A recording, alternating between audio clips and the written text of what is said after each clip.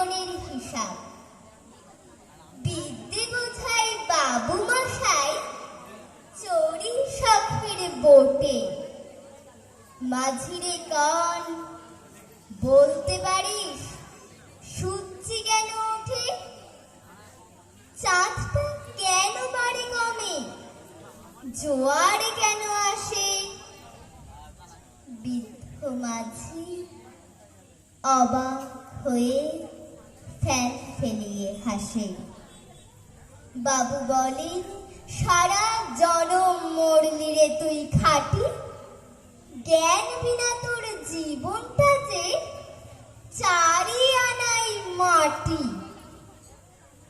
খানিক বাদে কহেন বাবু, বল তো দেখি ভেবে, নদীর ধারা কেমনে আসে পাহাড় হতে নেবে? বল তো কেন লবণ পোড়া সাগর ভরা পানি? মাছি সে কয়, আরে মশাই অত কি আর জানি? বাবু বলেন, এই বয়সে জানিস নেও তা কি? জীবনটা তোর নেহাত খেলো অষ্ট আনাই ফাঁকি। আবার ভেবে কহেন বাবু, বল তো রে বুড়ো, কেন এমন নীল দেখা যায় আকাশের ওই চূড়ো? বল তো দেখি সূর্য চাঁদে গ্রহণ লাগে কেন? বৃদ্ধ বলে, আমি কেন লজ্জা দিচ্ছেন হেন? বাবু বলেন, বলবো কি আর, বলবো তোরে কি তা? দেখছি এখন জীবনটা তোর 12 আনাই বৃথা।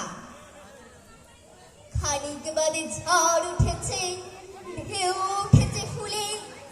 বাবু দেখেন নৌকোখানি দুলে বুঝি দুলে। মাঝিরে কান, এ কি আপদ, ওরে ও ভাই মাঝি, ডুবলো নাকি নৌকা এবার, মরবো নাকি আজি? মাঝি শুধায়, সাঁতার জানো? মাথা নাড়েন বাবু। মূর্খ মাঝি বলে, মশাই এখন কেন কাবু? বাঁচলে শেষে আমার কথা হিসেব করো পিছে। তোমার দেখি জীবনখানা 16 আনাই মিছে। নমস্কার।